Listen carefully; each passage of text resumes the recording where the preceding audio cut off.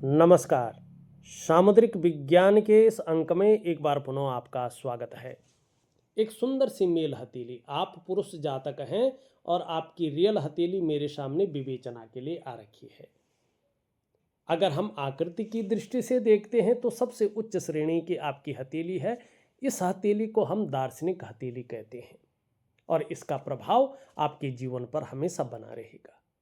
कहीं न कहीं एक एनालिटिकल किस्म का व्यक्तित्व आपका रहेगा, एक जिज्ञासु किस्म का व्यक्तित्व आपका रहेगा और एक जो है अनुसंधान वाला व्यक्तित्व आपका रहेगा, शोध वाला रहेगा, रिसर्च वाला आपका रहेगा, यानी दार्शनिक किस्म के व्यक्तित्व के आप धनी रहने वाले हैं। लेकिन आपकी हथेली में जैसे मैं देख रहा हूँ, आप भी देखेंगे पूरी हथेली में जाल बना हुआ है।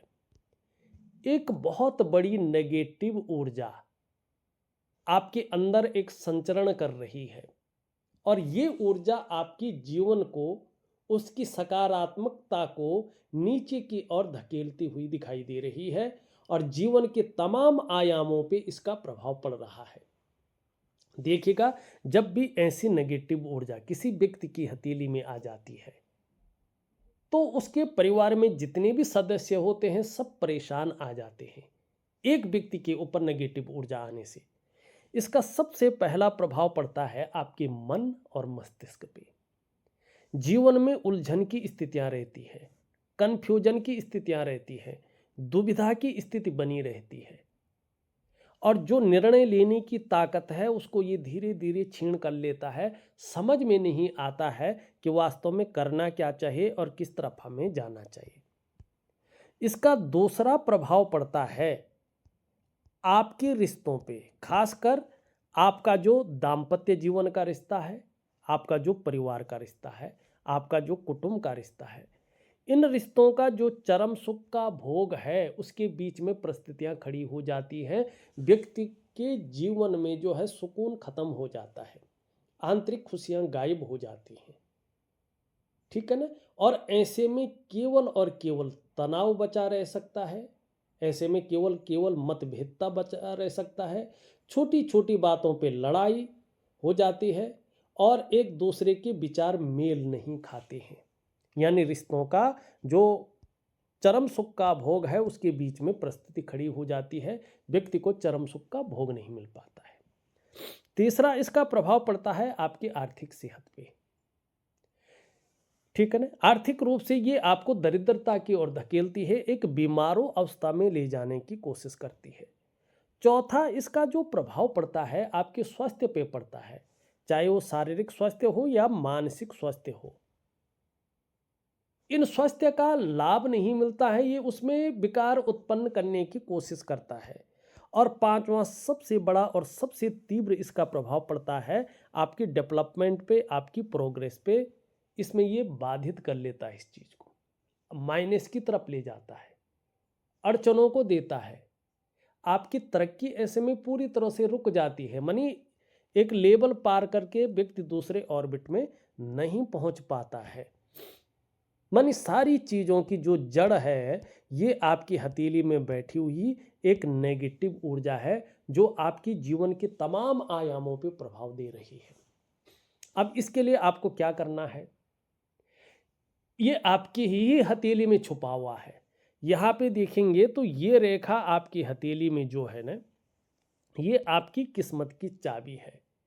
मैं एक साधना आपको दे रहा हूँ, उस साधना को आपको नियमित रूप से एक समय निकाल कर करना है, उसमें नागा नहीं करना है।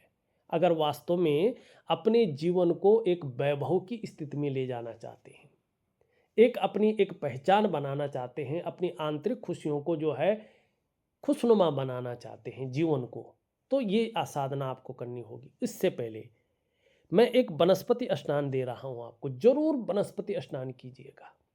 11 दिनों की क्रिया है और उसमें एक द्रव्य 3 महीने तक आपको अपनी बॉडी पे लगाना है और इसके साथ एक दिव्य सूर्य क्रिया, दिव्य योग ध्यान क्रिया करना है और इसकी साधना करनी है। इस रेखा को आपको एक्टिव करना है तो आपके जीवन में चीज़ें बेहतरीन स्थिति में आएंगी और आपके जीवन में जो क्लेश चल रहा होगा, जो मतभेदता चल रही होगी, जो जो आपके दिमाग को, आपके घर गृहस्थी के जीवन को पूरी तरह से निचोड़ रहा है, ये चीज़ें भाग जाएंगी और आप अपने जीवन काल के संघर्ष को पीछे छोड़ देंगे।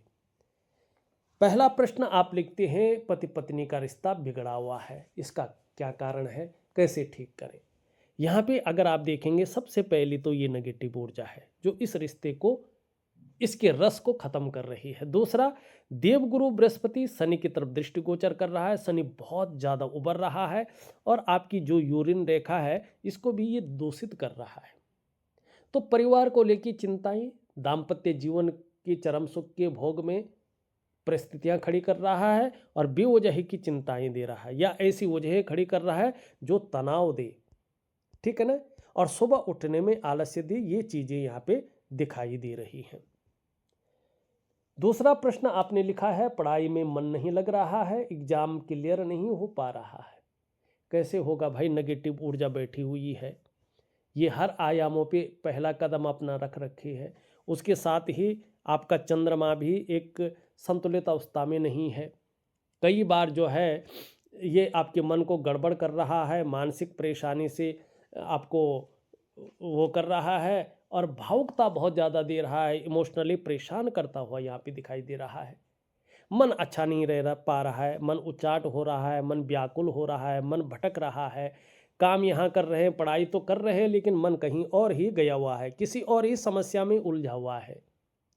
थोड़ा आपको अपने डाइजेस्टिव सिस्टम का भी ध्यान रख के चलना होगा।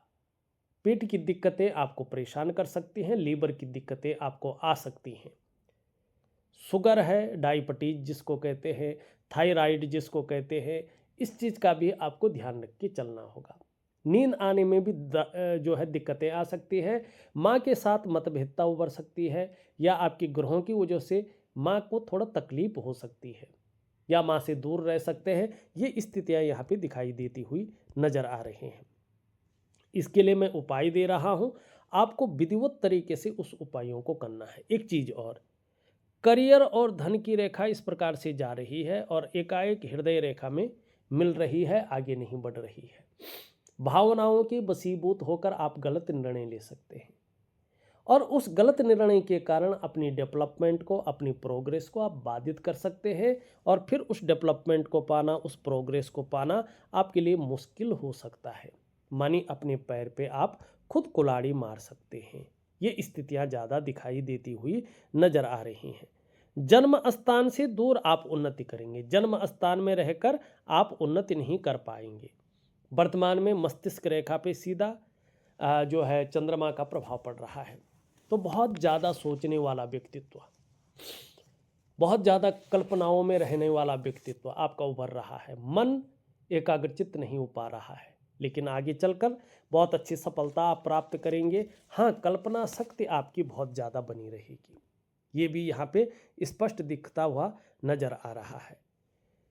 यहाँ पे देखेंगे तो सूर्य भी जो है आपका जो विस्तार का कारक है, फैलाव का कारक है, नाम और यश का कारक है, वो भी एक बेहतरीन अवस्था में जो रहना चाहिए नहीं है। व्यक्तित्व भी पूरी तरह से उभरता हुआ नहीं दिखाई दे रहा है। तो देखिएगा अपने जीवन काल में एक तो वनस्पति स्नान जरूर कीजिएगा, दिव्य सूर्य क्रिया का सहारा जरूर लीजिएगा, दिव्य योग ध्यान क्रिया जरूर कीजिएगा और जो है एक साधना ये वाली दे रहा हूँ, इस साधना को बहुत जरूर कीजिएगा, इस लाइन को एक्टिवेट कीजिएगा जो आपके भाग्य में बड़ा परिवर्तन करे।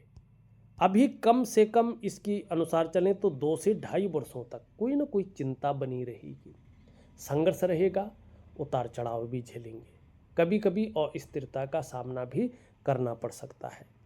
तो सब कुछ का वही है कि आपको एक इष्ट की साधना जरूर करनी है और वो है ये रेखा।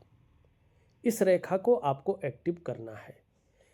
देखिएगा भावुक बहुत ज़्यादा रहेंगे, लेकिन आगे चलकर इन दोनों ग्रहों का प्रभाव पड़ रहा है तो महत्वाकांक्षा भी बढ़ेगी, बहुत आगे बढ़ने की सोच भी रहेगी, इच्छा भी एक टॉप लेवल तक पहुंचने की रहेगी और इसके लिए एन केन प्रकार जो भी आपसे हो सकता है आप उसको करने की कोशिश भी करेंगे। हाँ, थोड़ा सा बहुत ज़्यादा मेहनत परिश्रम करने के बाद ही चीज़ों में आपको सफलता मिलेगी। कई बार थोड़ा भागा दौड़ी का काम भी आपको करना पड़ सकता है, लेकिन चीज़ें बहुत अच्छी उभरेंगी, चीज़ों में श्रेष्ठता आएगी। तो इसके लिए आपको जो मैं चीज़ें दे रहा हूँ मन से करिएगा, निश्चित तौर पे आपको बहुत अच्छा लाभ होगा। तो इस अंक में बस इतना ही। एक नए अंक के साथ पुनः उपस्थित होऊंगा। तब तक के लिए नमस्कार।